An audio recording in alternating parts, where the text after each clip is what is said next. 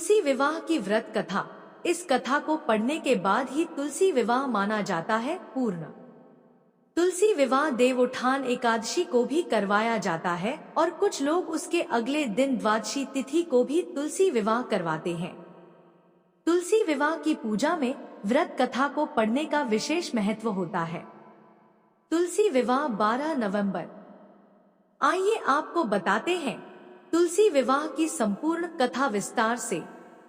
दैत्यराज कालनेमी की कन्या वृंदा का विवाह जालंधर से हुआ। जालंधर महाराक्षस था।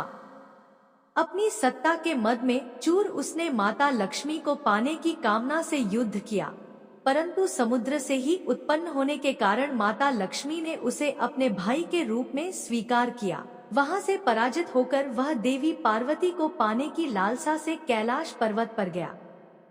भगवान देवाधिदेव शिव का ही रूप धरकर माता पार्वती के समीप गया, परंतु मां ने अपने योगबल से उसे तुरंत पहचान लिया तथा वहां से अंतर्ध्यान हो गई। देवी पार्वती ने क्रुद्ध होकर सारा वृतांत भगवान विष्णु को सुनाया।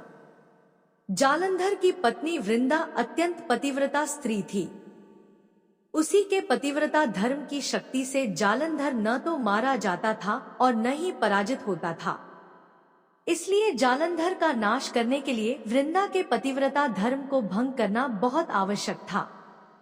इसी कारण भगवान विष्णु ऋषि का वेश धारण कर वन में जा पहुँचे, जहाँ वृंदा अकेली भ्रमण कर रही थी।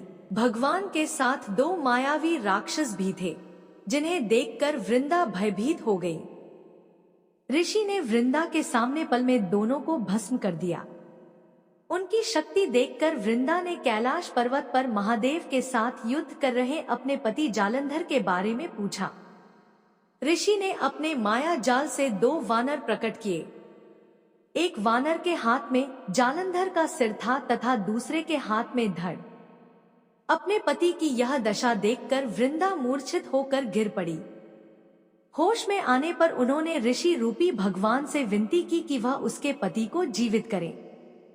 भगवान ने अपनी माया से पुनः जालंधर का सिर धड़ से जोड़ दिया और स्वयं भी वह उसी शरीर में प्रवेश कर गए। वृंदा को इस छल का तनिक भी आभास न हुआ।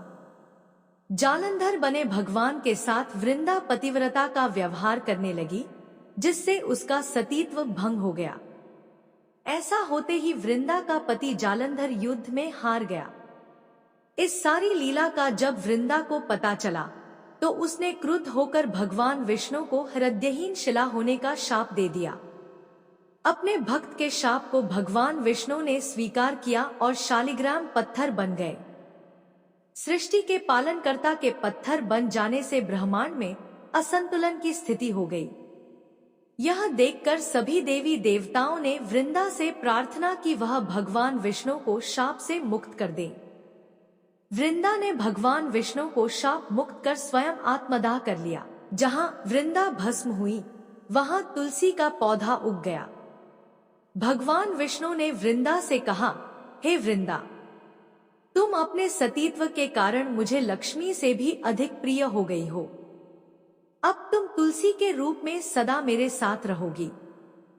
जो मनुष्य भी मेरे शालिग्राम रूप के साथ तुलसी का विवाह करेगा, उसे इस लोक और परलोक में विपुल यश प्राप्त होगा।